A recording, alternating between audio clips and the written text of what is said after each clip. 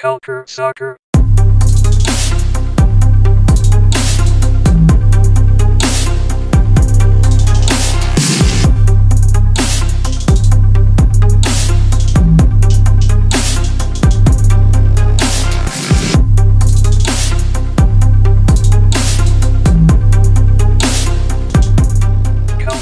Bonjour, chers auditeurs et auditrices. Bienvenue au deuxième podcast Culture Soccer de la saison. J'espère que vous allez bien dans ce mois de janvier, froid au Québec en tout cas. Pour savoir s'il fait aussi froid de l'autre côté de l'Atlantique, on accueille comme à l'habitude Antoine Latran. Bonjour Antoine, ça va bien? Ça va très très bien, ouais, il fait pas aussi froid, ça va, enfin par rapport au Québec, de toute façon c'est toujours un peu plus chaud ici. Ouais. Aujourd'hui c'est un moins 25 temps ressenti, donc c'est assez froid. Non, ça va mieux ici quand même, on arrive à vivre. Parfait. Aujourd'hui, là, épisode vraiment intéressant. Nous reviendrons sur la draft MLS avec Florian avant de conclure la saga du Crew de Columbus avec le compte Twitter FR. Mais là, avant de débuter, là, au nom de toute la rédaction Culture Soccer, je tiens à vous remercier de nous lire et de nous supporter dans le projet Culture Soccer. N'hésitez pas à partager et commenter le contenu afin que nous nous améliorons dans cette aventure qui ne fait que commencer. D'ailleurs, Antoine, est-ce que tu as un mot pour nos auditeurs en lien avec le site et tout? Je suis très content de la première semaine, en tout cas les premiers articles ont beaucoup plu à ce que je vois et pas mal relayé, donc n'hésitez pas à partager, à parler autour de vous du site et de nos podcasts et voilà, à réagir aussi si vous n'êtes pas d'accord avec nous, n'hésitez pas à le dire, y a pas de souci, on est toujours là pour débattre. Oui, merci du support et on a pu déjà le voir là, avec la première semaine qu'on allait essayer de faire des articles assez variés. Là, on a parlé de politique, de MLS, de USL avec un peu de CanPL. Donc oui, ça va être vraiment intéressant. Et d'ailleurs, pour la première partie, là, on est allé avec un peu de college soccer. Pour la première partie, nous discuterons de la draft en MLS avec Antoine et Florian. Tout d'abord, bonjour Florian, ça va bien? Oui, bonjour la team, salut. Salut, on est très content de t'accueillir hein, parce que ces dernières semaines, on a pu voir la MLS se diviser. D'un côté, il y avait les équipes qui croient au draft et de l'autre côté, les équipes qui n'y croient plus comme Philadelphie. Florent, est-ce que tu voudrais nous expliquer un peu c'est quoi la draft pour les personnes qui ne le sauraient pas déjà? Bien la draft, comme on dit, c'est une moissonneuse boiteuse, c'est-à-dire que pour expliquer le fonctionnement, en fait, chaque année, quand la saison de college soccer est finie, il y a les équipes qui donnent des noms qui leur intéressent pour la draft. Tous ces noms sont regroupés et ça donne une liste de joueurs éligibles. Et lorsque la draft arrive, la plus mauvaise équipe de la saison a le premier choix et choisit un joueur dans cette liste qui draft. Parfait. En ajoutant juste que dans la liste, dans l'ordre pour les équipes MLS, aussi les équipes d'expansion sont toujours en premier. Par exemple, cette année, c'est Cincinnati qui a eu le premier tour d'expansion, de draft, pardon. Donc, c'est eux qui choisissent en premier les joueurs draftés. Ouais, c'est vrai. Cette année, c'était Cincinnati. Oui, et souvent, les ordres deviennent un peu dans le désordre hein, avec les transactions et tout. On a pu voir comme pour la draft 2019, Philadelphie échanger tous ses choix de repêchage à Cincinnati. Donc, souvent, là, lors de la draft, il y a au moins 8 échanges qui peuvent avoir lieu. D'ailleurs, pour la draft 2019, là, Florian, selon toi, quels sont les recrues qui proviennent de la NCAA à surveiller les joueurs qui ont été repêchés là, lors des 2 premières rounds? Il y en a plusieurs. Bon, on va quand même d'abord parler du numéro 1 de draft que Cincinnati a eu, Frankie Amaya. Il vient de UCLA. UCLA en université, c'est vraiment très réputé, qui a l'habitude de recruter les meilleurs joueurs du pays. Ce sont des joueurs qui ont du ballon. Et de plus, Frankie Amaya a l'habitude d'évoluer avec des joueurs techniques. Il venait aussi d'une académie, de la Développement Academy de l'US Soccer à PTA Dores. Il était aussi chez les moins de 20 ans de l'équipe nationale. Donc, il a signé un Génération Adidas. Et si Cincinnati l'a pris, surtout, je pense, parce qu'il est jeune, il a que 19 ans. Et on peut imaginer le développement qu'il peut avoir puisqu'il est très bon ballon-pied, il a une bonne vision du jeu. Donc, je ne sais pas vraiment si il jouera de suite, mais c'est un joueur qu'il faut vraiment surveiller. Et à part le numéro 1, est-ce que tu vois d'autres joueurs du top 10 qui peuvent s'imposer en MLS cette année? Ouais, il y en a quelques-uns. Je prends par exemple Saïadji, le numéro 2 de draft à San José. Il y a Santiago Pacino à Orlando City. On peut parler aussi de Hakim Ward, que j'en parle depuis un très long moment aussi, qui a été drafté par DC. Il y a quelques joueurs au niveau du second tour également, comme Sergio Rivas, également encore à San José. C'est un meneur de jeu qui évolue 10. Il y a aussi, surtout Seattle, qui a fait un très bon choix qui m'a surpris, c'est Joël Ristan. C'était le meilleur numéro 6 du pays. Donc, il devrait avoir, normalement, je pense, une place directement dans le 11. Parfait. Et lors de ces 2 premières rondes, selon toi, quels sont les clubs qui ont très bien fait et les autres qui ont comme un peu moins bien fait? Est-ce qu'il y a des équipes qui te sortent en tête? Moi, dans ceux que j'ai vus qui avaient bien drafté, il y a San José, qui a vraiment, ils ont vraiment pris de bons joueurs. Il y a Portland aussi, qui a pris un joueur de Michigan State et de Saint-Louis. Cincinnati a fait des bons choix, ils ont recruté de bons gardiens. Bon, il y a aussi ils ont un joueur en génération Adidas. Je vais juste interrompre 2 secondes pour ceux qui nous écoutent et qui ne savent pas. La génération Adidas, c'est ce qui permet à des franchises MLS de pouvoir drafter des jeunes qui n'ont pas fini leur cursus universitaire. C'est des jeunes qui peuvent être pris avant, en première année ou deuxième année de l'université, il me semble. Et les équipes aiment bien les prendre parce qu'ils ne comptent pas forcément dans les réglementations salariales de la Ligue, contrairement à d'autres. Donc, il y a pas mal de bénéfices à prendre en génération Adidas. Et c'est aussi pour éviter que tous ces jeunes partent pendant leur carrière universitaire en Europe. Du coup, ils sont draftés plus tôt, avant la fin de leur diplôme.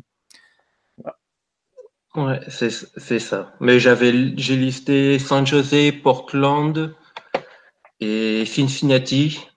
Et par contre, parmi les équipes que je trouve qui ont raté un peu leur draft, il y a Kansas et New York City. OK. Oui, non, continue. Voilà, leurs choix ne m'ont pas vraiment tellement convaincu. Je ne pense pas que les joueurs verront la MLS un jour. Parfait. Et selon toi, Philadelphie, est-ce qu'elle a bien fait au draft?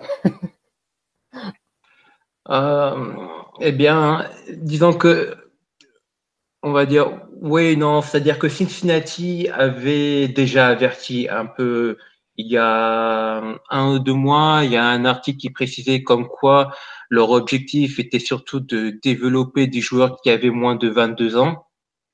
Donc, à partir de ce moment-là, c'était quand même déjà compliqué de voir quelqu'un qui allait drafter. Ils veulent surtout des joueurs, on va dire, de 18, 19 ans, voire 20 ans, pas plus, qui veulent développer et qui puissent jouer en MLS. Donc, c'est pas forcément une surprise qui s'est passée. Après, je dirais que oui, surtout pour le premier tour, le premier tour surtout.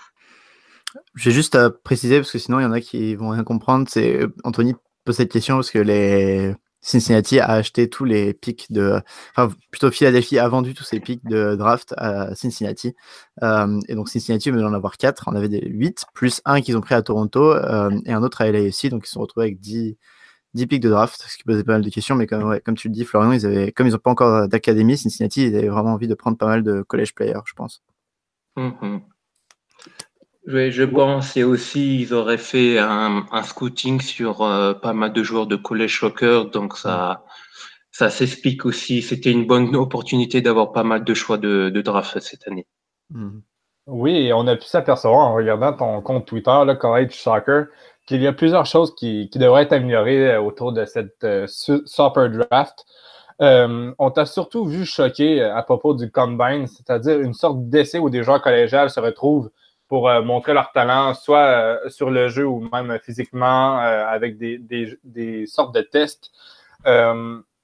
Qu'est-ce qui cloche selon toi avec ce fameux Combine? Il y a plusieurs choses. Le problème du combiné, c'est que ils invitent surtout des joueurs qui viennent des grosses conférences. Donc, des joueurs qui ont, par exemple, je vous donne un exemple, il a peut-être fait 4 passes décisives, mais comme il joue dans une grosse conférence, ça a plus de valeur. Ils prennent aussi des joueurs qui sont uniquement pour des statistiques. Ils ne regardent pas vraiment les matchs. Donc, il y a, certains participent au combiné, on ne sait pas pourquoi. Je vous donne un exemple. Kyle Coffey, de l'université de Washington, que j'ai vu jouer Washington comment c'était. Et j'ai déjà discuté à quelqu'un de ce joueur. On était tous surpris qu'il soit invité. Et puis il y a au combiné, la MLS a publié les tests physiques des joueurs, alors que ça n'a aucune importance. On ne juge pas les joueurs sur s'il est plus rapide, s'il a beaucoup de détente. Ça ne sert strictement à rien. Et il y a eu beaucoup de monde, j'ai vu sur Twitter, qui s'est plaint de cela et que c'est pas et ils ont beaucoup critiqué cet aspect-là. Oui, surtout que finalement, il y a certaines équipes qui peut-être qu'ils n'ont même pas de recruteur collégial et finalement ils se basent ils se basent seulement sur le combine pour recruter un joueur. Selon toi, Antoine, est-ce que tu es du même avis que Florian à propos du combine? Ouais, en fait, le combine, il permet à ceux. Florian en avait déjà parlé un peu sur Twitter, mais le combine permet à ceux qui n'ont pas fait leur devoir, c'est-à-dire ceux qui ne vont pas regarder les ligues universitaires. En fait, le combine, ça leur sert parce qu'on va ramener tous les supposément meilleurs joueurs ensemble, on va les faire jouer ensemble. Donc, c'est-à-dire ils jouent avec des mecs qui n'ont jamais joué ensemble, mais au moins, ça permet de voir leur capacité d'adaptation et puis ça permet aux recruteurs des autres équipes de les voir jouer. Donc, en fait, ce combine est utile pour les équipes qui n'ont pas fait leur devoir et n'ont pas regardé tous les matchs universitaires de l'année. Mais c'est vrai que c'est un peu hypocrite parce que voilà, les joueurs sont choisis un peu étrangement. Oui, parce que, par exemple, un club comme Cincinnati, qui avait un recruteur vraiment pour le collégial, ils devaient déjà avoir leur choix en tête, même avant le combine. Là, je peux pas croire que tu engages quelqu'un pour une saison complète en NCAA, puis finalement, tous ces choix changent avec un combine. Mais après, Oui. pardon. Le combine aussi permet en fait, pendant les combines, tu as pas mal de meetings aussi et de sortes d'entrevues. Et tu as des joueurs qui vont parler à des coachs et pour les coachs vont essayer un peu de les interroger, comme un entretien d'embauche un petit peu. Donc voilà, ça sert aussi à ça. Le combine, c'est derrière l'événement, il y a pas mal d'entrevues et pas mal le fait que tous les coachs et recruteurs soient au même endroit aussi, il y a pas mal d'échanges. Oui, c'est vrai parce qu'on oublie souvent que dans une équipe, souvent c'est les personnalités entre les joueurs, les égos qui vont faire que tu peux donner une équipe championne. Fait que c'est vrai que l'aspect personnalité, l'aspect entrevue, c'est peut-être selon moi la chose la plus utile dans ce combine. Et d'ailleurs, là, au niveau de la draft, quelques équipes, comme on l'a dit un peu plus tôt, commencent à l'abandonner, tandis que d'autres, comme Cincinnati, s'y engagent vraiment plus en engageant des recruteurs. Selon toi, Antoine, est-ce que tu sais qu'est-ce qui a causé ça? Le problème, c'est pas qu'il n'y ait pas de recruteurs, c'est en fait les équipes préfèrent se concentrer sur les académies maintenant que sur le college soccer, parce que bon, c'est un autre débat, mais le college soccer a des joueurs plus vieux, et en fait, c'est un peu ceux qui passent à travers les filets, comme on dit. Donc, les équipes c'est pas qu'ils n'ont rien à faire, mais voilà, elles préfèrent concentrer leurs ressources sur les académies et la recherche de joueurs, plus jeunes.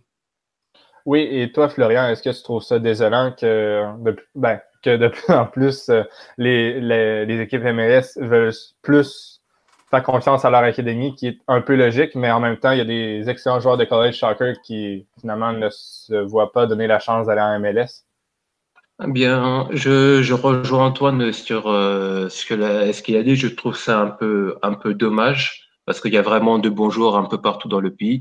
Mais après, je peux comprendre surtout que le problème, c'est que les clubs MLS doivent attendre 4 ans pour pouvoir recruter les joueurs.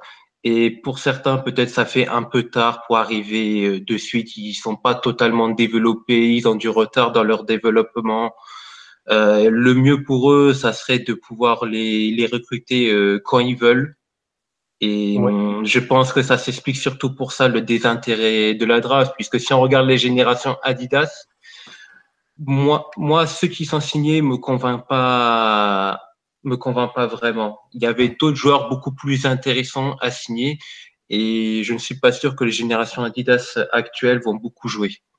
Oui, et si je ne dis pas de bêtises, la draft, c'est vraiment un concept américain, mais dans les autres sports, que ce soit le hockey, le basket, le football américain, je crois que les joueurs peuvent s'inscrire au draft quand ils le veulent à partir qu'ils aient 18 ans. Mais je crois qu'ils peuvent souvent, il y a des joueurs qui ne finissent pas leur cursus universitaire. Donc, je trouve ça un peu dommage. Et surtout que finalement, c'est la Ligue qui décide, toi, tu vas pouvoir y aller avant, avant ta fin, pas toi. Je trouve que c'est pas très équitable pour tout le monde. Mais après, les autres sports, c'est leur centre de formation, en fait, c'est l'université. Alors qu'en football, comme ils commencent à avoir des académies en MLS, voilà, c'est plus pour les oubliés des académies, en fait, ce système universitaire. Et encore, ça a plein de défauts, ça coûte cher, etc. Mais surtout, en fait, les coachs préfèrent investir dans les académies, non seulement parce que c'est pour prendre les jeunes plus jeunes, justement, mais aussi parce que il y a Peter Vermes, l'entraîneur du Sporting Kansas City, qui a raconté une anecdote. Il était allé voir un petit peu Barcelone à une époque. Il a visité un peu les camps d'entraînement de Barcelone, et il disait, en fait, tu voyais bien la différence entre les jeunes qui venaient de l'académie et qui commençaient à jouer avec l'équipe 1 et une recrue toute neuve qui n'avait jamais joué à Barcelone comme Song. Tu voyais la différence entre les deux, parce que les jeunes de l'académie étaient parfaitement acclimatés à comment marchait le club, et étaient parfaitement acclimatés aux entraînements qui se ressemblaient, qui étaient les mêmes, qu'importe les divisions d'âge. Alors que Alex Song, qui venait de notre équipe, je crois Arsenal, était complètement perdu et ne pouvait pas suivre le rythme ou l'intensité des entraînements de Barcelone. La MLS, c'est un peu pareil quand tu as les mecs qui arrivent d'une saison de college soccer qui est très qui est très courte, la saison de college soccer. Forcément, c'est quand même plus avantageux d'avoir des jeunes d'une académie qui ont l'habitude de jouer toute l'année et qui ont l'habitude de jouer selon les méthodes d'un certain club. Oui, et là, on semble un peu négatif et tout, mais il faut chercher des solutions. Florian, est-ce que tu as quelques pistes de solutions pour améliorer cette Super Draft? Je pense que le mieux, c'est de la supprimer. Vraiment, je pense que le mieux, c'est de supprimer la Super Draft et le combiné, de laisser les équipes de recruter qui veulent. Mais à la fin de la saison, c'est plutôt d'organiser un tournoi interrégional où on rassemble les meilleurs joueurs de chaque région. Ils s'affrontent, je sais pas, pendant un mois et demi. Et ça permet de voir vraiment les qualités des joueurs. Est-ce qu'ils sont capables d'évoluer avec les meilleurs joueurs autour d'eux? Ça serait plus représentatif du niveau des joueurs, parce que pour avoir regardé le combiné, il y a seulement une équipe qui a été au-dessus, c'est la team Nemesis, et elle a démontré, comment dire, pour expliquer, les joueurs ne se connaissaient pas et ils jouaient comme s'ils connaissaient. Ils ont carrément survolé un peu le combiné. C'était vraiment impressionnant. Et il serait mieux de faire un tournoi interrégional pour voir ce genre de performance se réaliser plus souvent et pour voir si les joueurs peuvent vraiment s'adapter au haut niveau et avec les meilleurs joueurs. Oui, je suis d'accord avec toi, et surtout que pourquoi besoin d'avoir une draft quand les États-Unis commencent vraiment à avoir un bon système de foot avec la USL D3, la Ligue 1, le Championship, l'ancienne PDL, la Ligue 2, et là avec la NPSL Pro qui arrive. Je crois que les joueurs là n'auront plus besoin d'être repêchés en MLS. Je crois que vraiment, là, ils ont vraiment je sais pas comment dire ça en français, là, mais un path to pro. Là, vraiment, ils ont un chemin parfait pour monter les échelons. Toi, Antoine, est-ce que tu as d'autres solutions? Ou, Non, c'est un peu ça, oui. Mais le problème aussi de la Super Draft, c'est que ça coûte assez cher. C'est un gros événement. Et qu'au final, en fait, il y en a quand même. En fait, il y a quand même beaucoup de noms qui ressortent, qui ont fait la draft et qui ont réussi à s'imposer dans les équipes MLS, qui sont dans les tauliers. Mais il y en a énormément qui sont même pas signés, c'est-à-dire qui arrivent dans l'équipe et puis pour quelques semaines, en fait, ils n'ont pas le niveau pour l'intensité des entraînements de MLS et ils sont même pas gardés pour la saison. Ou alors, au bout de quelques mois, ils sont libérés de l'équipe parce qu'ils n'y arrivent pas et ils repartent dans les divisions inférieures. En fait, c'est ça le problème. Je sais pas, Florian, si tu as une estimation, mais je crois pas qu'il y ait énormément de joueurs draftés qui, au final, font en MLS, surtout dans les dernières drafts. Ouais, c'est plutôt ces dernières années, c'est plutôt, je crois, sur les 2 dernières années, c'est constant. Le nombre n'a pas diminué ni augmenté. Mais je crois qu'il y a surtout de moins en moins de joueurs qui sont signés directement par les clubs. Ça, ils sont choisis, mais ils ne signent pas après, c'est ça? C'est ça, oui. Et puis, dernièrement, on dirait qu'il y a une tendance des joueurs draftés, mais aussi de college soccer, on va dire, à snober la MLS. Par exemple, du côté de Nashville, un joueur qu'ils ont récupéré à la draft n'a décidé de pas signer avec son club MLS. Et cette année, il y a eu le latéral gauche, Andrew Gottman, des moins de 20 ans des États-Unis, aujourd'hui veut signer en Écosse, c'est type Glasgow.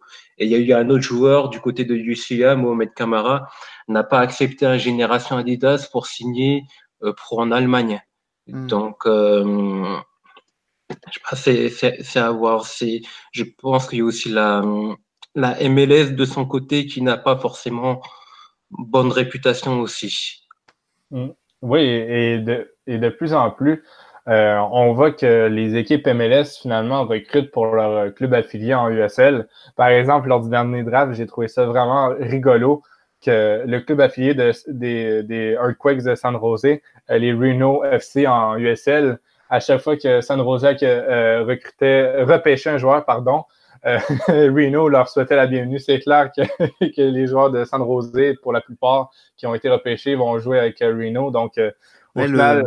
Le directeur manager de Chicago, il disait que quand il a préparé sa draft, il l'a préparé avec son club affilié. Parce que, ouais, il y en a pas mal qui vont être envoyés en prêt, en fait, directement pour un petit peu s'aguerrir.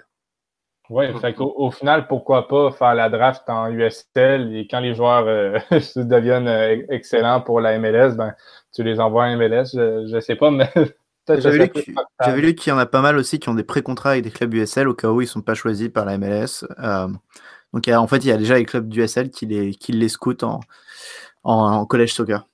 Oui, parce que lors de la dernière saison, Alan Wynn a été repêché au deuxième tour par les Rapids du Colorado et finalement, une semaine après la draft, il a été signé par Nashville. Donc, ouais, ça devient. Et il avait la chance de pouvoir signer un contrat avec les Rapids, mais il a privilégié le temps de jeu et l'un des meilleurs clubs aux États-Unis en signant à Nashville.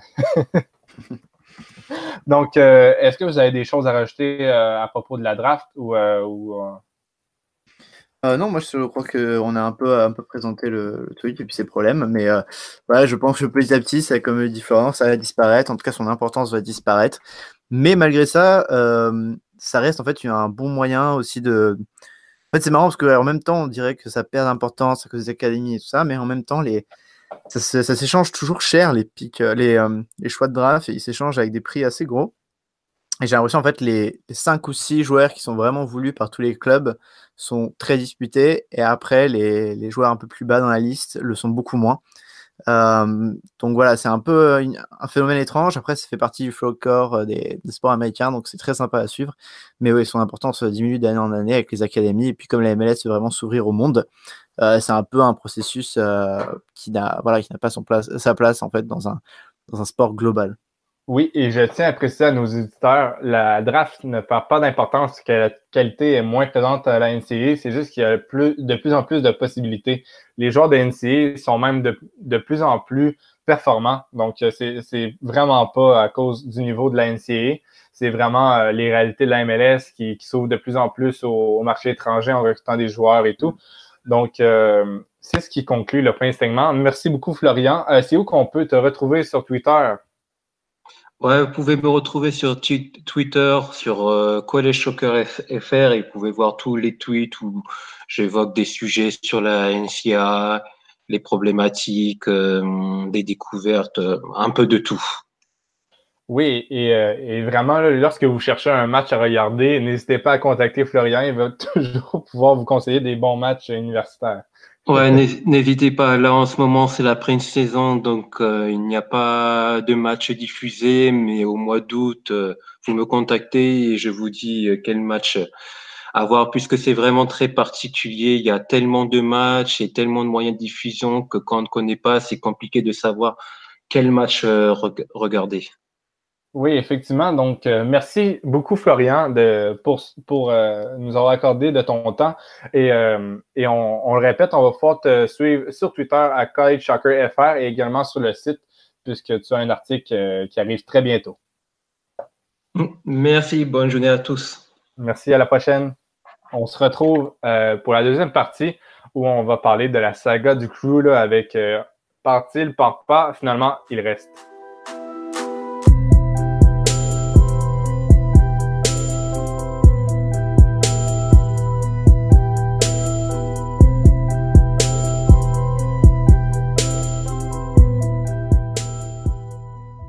De retour ici sur Culture Soccer. Merci beaucoup à Florian pour le dernier segment sur la draft. C'était très intéressant. Et juste pour ajouter un petit chiffre que j'ai pu lire pendant la pause, il y a 25% des joueurs qui sont sélectionnés sur les 3 dernières drafts qui jouent toujours en MLS. Donc voilà, pour vous dire un peu le nombre assez réduit. Et sur les 81 joueurs qui étaient sélectionnés l'année dernière, seulement 5 ont joué en MLS l'année dernière. Donc voilà, un chiffre pas très haut. Mais on va tourner la page de la draft. On est toujours avec Anthony et on accueille John qui est le manager du compte Twitter sur Columbus en français. Comment ça va, John? Bah, ça va, nickel, nickel.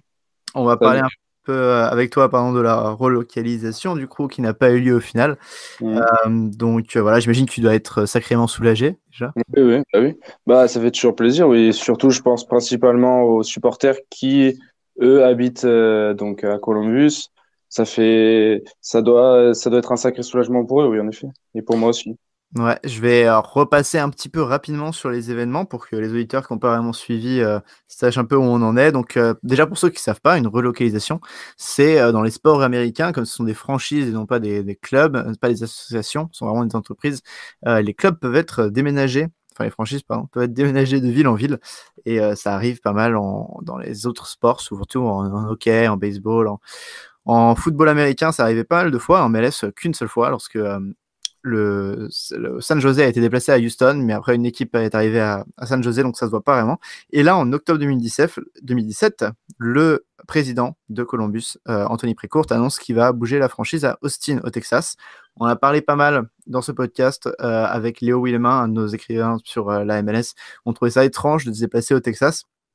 Mais c'est une autre histoire. Il a eu des problèmes ensuite à Austin pour trouver un stade à ce moment-là, et il laissait un peu justement Columbus, qui était toujours en MLS l'année dernière, il lui laissait un peu mourir sur le côté, c'est-à-dire que le club n'était pas vraiment bien entretenu, apparemment le stade aussi, les salaires n'étaient pas très bien payés, et pour cela, pour sauver un peu leur franchise, les supporters ont commencé à militer sur les réseaux sociaux avec le hashtag Save the Crew, donc sauver le crew, et ça a créé pas mal de soutien sur la plateforme, alors que pourtant le stade n'était pas très rempli, on va pas se mentir, à Columbus. Donc voilà, pas mal de soutien sur les réseaux sociaux. Ça a permis un vrai procédé pour chercher des nouveaux dirigeants, dont un a émergé, ceux des Cleveland Browns, qui ont récupéré un petit peu la franchise de Columbus au dernier moment. Et finalement, Precourt, l'ancien propriétaire de Columbus, a trouvé un stade à Austin. Donc en 2021, il débarque en MLS avec Austin, mais le crew est sauvé puisqu'il a été racheté avec les joueurs par donc les propriétaires des Cleveland Browns. Et ça évite aussi à la MLS d'autres problèmes et de perdre un territoire. Donc on a un peu l'impression que tout le monde est gagnant. Est-ce que toi tu te voyais déjà supporter le Austin, John? En fait, j'y avais pensé cet été, j'en avais discuté déjà avec des collègues à moi, et honnêtement, j'étais vraiment perplexe. Je savais vraiment pas quoi faire, si je devais passer sur mon compte en tant que supporter Austin, ou je savais vraiment pas quoi faire. Et je pense que honnêtement, je l'aurais pas fait, parce que moi, je suis le Columbus Crew pour ce qu'il est, et j'aurais pas apprécié, j'aurais pas aimé faire ça en me disant, oui, je le fais parce qu'il a fait ça. Ouais, Je veux vraiment rester vraiment le crew et pas autre chose, quoi. Ouais, ça se comprend en réalité, mais c'est vrai que c'est un procédé assez utilisé dans les sports américains. Et est-ce que tu comprends pourquoi Anthony Precourt, donc l'ancien président du crew, voulait déplacer la franchise? Oui, je comprends tout à fait ses raisons, parce que déjà, l'OIO lui a accordé pas un nouveau stade, il me semble, Ouais. si j'avais bien compris. Et oui, je comprends, parce que c'est vrai que maintenant, vu que c'est pas considéré c'est considéré un peu comme une entreprise, donc c'est vrai que ça lui aurait sûrement rapporté de l'argent, mais après, je pense que c'était pas la meilleure chose à faire, parce que par rapport aux supporters du crew, c'était pas la chose la plus adéquate, on va dire. Oui, Oui, ouais, pardon. et- oui, et aussi, j'ai l'impression qu'Anthony Precourt, lorsqu'il a acheté Columbus, c'était déjà prévu qu'il qu'il fasse une sorte de relocalisation. Il l'avait C'est inséré ça. dans le contrat avec la MLS. Donc, j'ai l'impression qu'il y a des choses qui se sont mal tournées là, entre la MLS et Precourt, avec Garber surtout, qui semblait vraiment en connaissance de cause. Par exemple, je crois que c'est il y a 2 ou 3 années, c'était même pas dans les projets et Garber disait déjà un club Austin, ça serait vraiment intéressant quand il n'y avait aucun projet d'expansion. Donc, oui, c'est assez bizarre comme situation. Ouais. Ouais, et puis le problème aussi, Anthony Précourt a pas mal annoncé qu'il avait du mal à tirer du monde à Columbus. Donc oui, il voulait un nouveau Ouais. stade pour cela, mais le stade n'a jamais été très plein. Et puis Columbus n'est pas une énorme ville non plus par rapport à Austin. Euh, donc les nouveaux propriétaires sont arrivés. John, et qu'est-ce que tu penses de leur nouveau projet? Ils ont pas mal, on entend parler d'un nouveau stade, d'une nouvelle académie. Ils ont l'air d'avoir quand même pas mal d'ambition, non? Oui, oui, bah déjà par rapport au nouveau président, j'ai vu qu'en interview, il avait dit comme quoi il voulait faire du Crew une des équipes majeures. Euh, Après, comme j'ai vu, parce de ce que j'ai vu en tout cas, ça a l'air d'être quelque chose d'un projet sérieux, je pense, avec en plus le nouveau coach qui est arrivé. Et donc voilà, vu ce qu'a fait le nouveau dirigeant avec déjà auparavant à Toronto, je pense que oui, ça peut être un bon projet et très sérieux. Oui. Oui, c'est le nouveau président, Tim Bezbatchenko, Ouais. ouais, qui à Toronto avait réussi à attirer Jovinko, Altidore, Ouais, ouais. etc. Donc oui, ça apporte pas mal de bons. Et tu parlais d'un nouvel entraîneur, c'est Caleb Porter, l'ancien de Portland. Qu'est-ce que tu en penses? Parce qu'il y a pas mal de rumeurs d'entraîneurs à droite à gauche. Est-ce que tu penses que c'est une bonne chose pour remplacer Greg Berhalter, qui, on le rappelle, a été annoncé comme sélectionneur des États-Unis? Oui, bah après, c'était difficile de remplacer notre ancien coach parce que c'est vrai qu'il y a quand même, même si, enfin, il a fait du bon travail avec le Crew, je pense, la saison dernière, enfin pour moi en tout cas. Après, Caleb, je pense que c'était un bon choix parce qu'il avait déjà été entraîneur avec Portland et il avait déjà été élu entraîneur de l'année en 2013. Il avait gagné la MLS Cup en 2015. Hmm. Donc, je trouve que oui, c'est vraiment un bon choix parce qu'il connaît le championnat, puis il connaît les joueurs aussi sûrement. Enfin, je pense oui, c'est un bon choix parce qu'il va pas, il est vraiment dans, je sais pas comment bien l'expliquer, mais c'est pas un joueur qui arrive de l'étranger qui a jamais connu ça, quoi. Mhm. Oui, c'est quelqu'un qui connaît les règles de la Ouais. ligue et qui sait les appliquer. Anthony, t'en penses quoi, toi, de Caleb Porter pour le Crew? Ben, selon moi, là, il connaît déjà la région puisqu'il avait entraîné à Akron, l'université d'Akron qui est en Ohio. Donc, il connaît l'état les bons joueurs, où aller rechercher pour la NCAA. Et en MLS avec Portland, il avait été vraiment compétent. Donc, pour moi, là, Caleb Porter, c'était l'un des meilleurs entraîneurs sans contrat. Donc, oui, pour le Columbus Crew, c'est vraiment recommencer le Crew 2.0, là, c'est vraiment bien recommencé. Là. Ouais, même s'ils ont dit qu'ils n'allaient pas refaire la marque. Je lisais l'interview du président, donc on va pas avoir comme Kansas quand ils avaient été repris, ils avaient changé de nom. Là, apparemment, le Crew restera le Crew. Euh, Mhm. mais John, est-ce que tu penses par exemple que le nouveau stade peut attirer plus de monde parce que le gros problème du Crew, surtout, c'est qu'il y avait pas grand monde dans les stades. Ben oui, oui, c'est vrai que l'affluence de cette année, je l'ai pas en tête, l'affluence de la saison dernière en tout cas. Mais c'est vrai que oui, il n'y avait pas énormément de monde dans le stade. Après, je pense que le fait d'avoir un effet nouveau comme ça, d'avoir un nouveau stade, ça Mm. peut attirer du monde.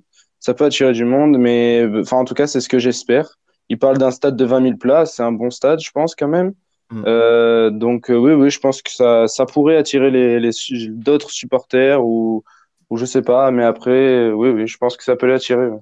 Surtout que le stade dans lequel ils jouent actuellement est un des plus vieux aux États-Unis.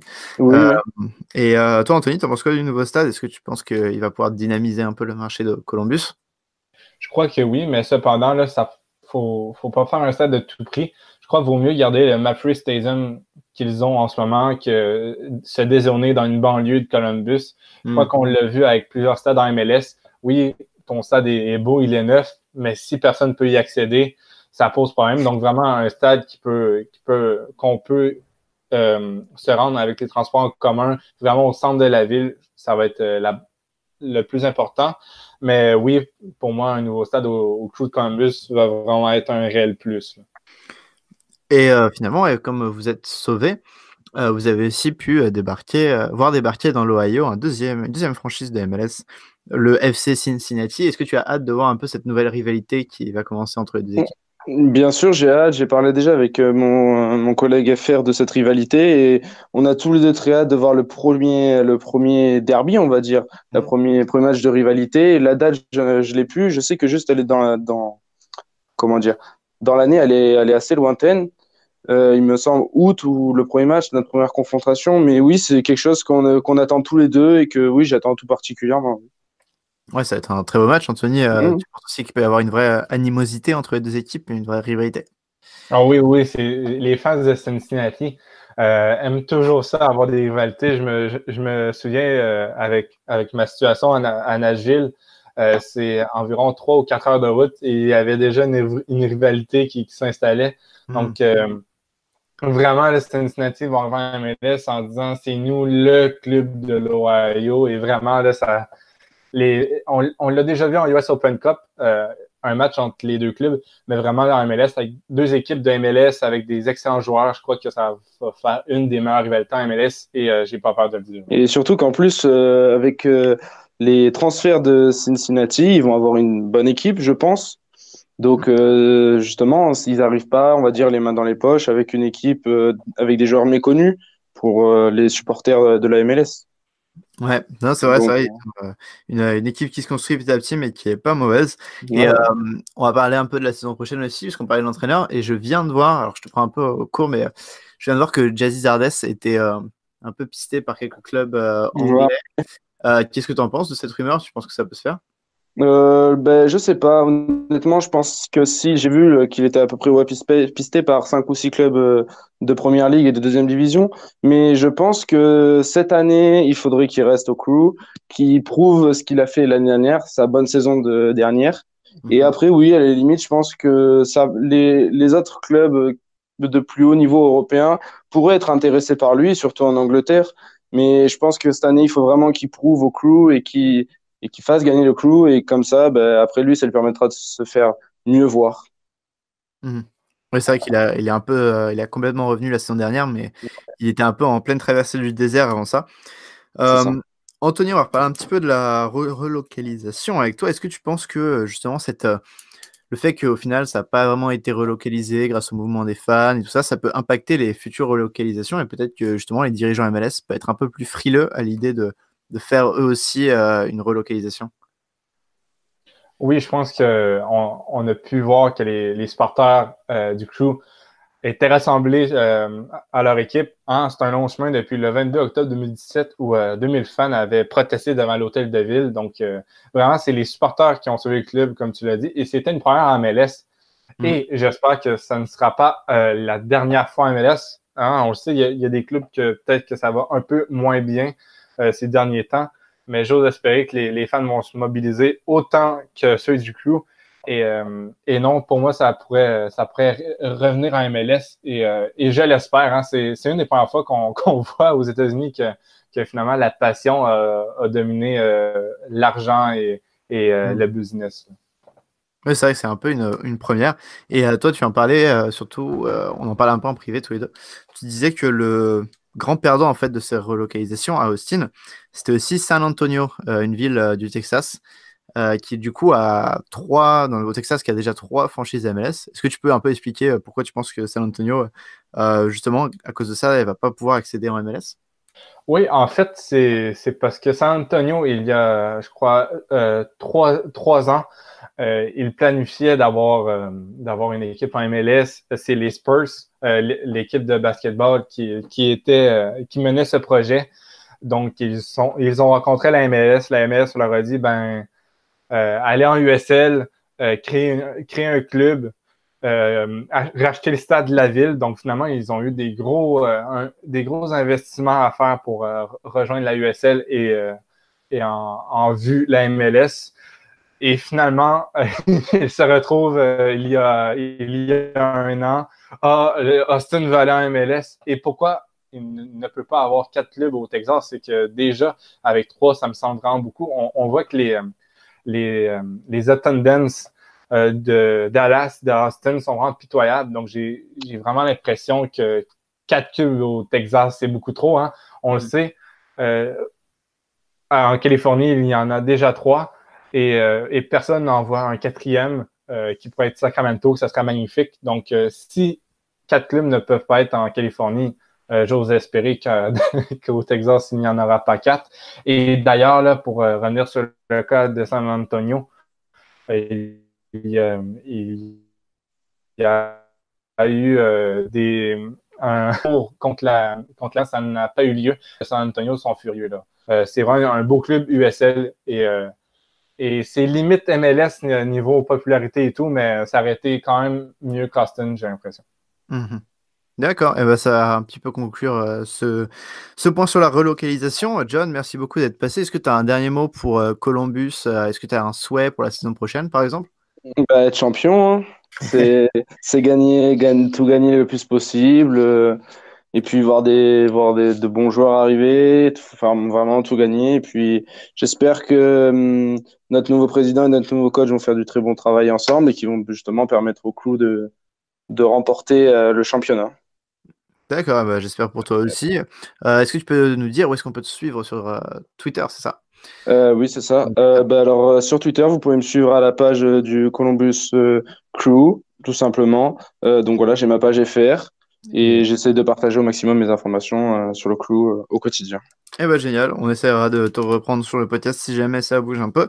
Bonne fin de saison, du coup, et merci d'être passé. Et merci à vous. Merci à vous. Ça fait plaisir.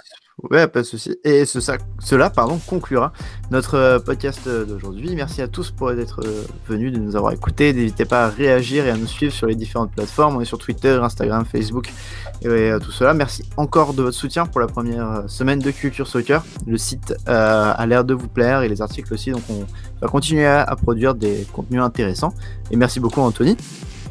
Merci à toi. Hein. On le rappelle, les podcasts Culture Soccer sont disponibles sur YouTube, iTunes, TuneIn, sur Balado Québec, sur Stitcher et sur vos applications de podcasts préférées là, qui prennent des flux RSS de partout. Donc oui, merci à tous de nous écouter et vraiment c'est un plaisir pour nous tous et tous la rédaction d'écrire des articles, des podcasts et tout. Donc merci à vous. Ouais, merci à vous et à la semaine prochaine. Ciao!